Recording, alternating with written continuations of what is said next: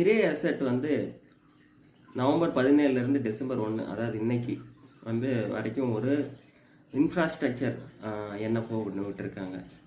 இன்ஃப்ராஸ்ட்ரக்சர்லாம் பார்த்திங்கன்னா ஆல்ரெடி 5 வருஷம் 10 வருஷத்துக்கு முன்னால் என்எஃப்ஓ விட்ட கம்பெனிலாம் இருக்கிறாங்க. இருந்தாலும் இந்தியா வந்து 2047 உலகின் முதல் பொருளாதாரமாக மாறுற வரைக்குமே பார்த்திங்கன்னா இந்த இன்ஃப்ராஸ்ட்ரக்சர் க்ரோத்தில் இன்னும் அதிகமான வளர்ச்சி இன்னும் பாக்கி இருக்குது அப்படின்னு அவங்க இந்த கம்பெனிக்காரங்க நம்பி இந்த ஃபண்டை வந்து இப்போ ரிலீஸ் பண்ணியிருக்காங்க.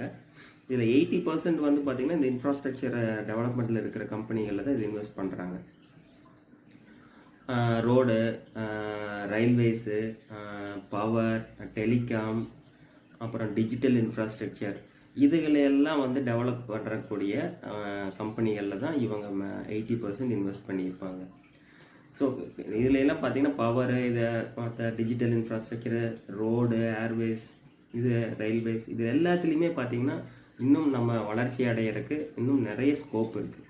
ஸோ லாங் டேர்ம் ஒரு 10 வருஷம் 15 வருஷத்துக்கு இன்வெஸ்ட் பண்ணணும்னு நினைக்கிறவங்க இதில் லம்சமாகவும் அல்லது எஸ்ஐபியாகவும் கூட இதில் இன்வெஸ்ட் பண்ணலாம்.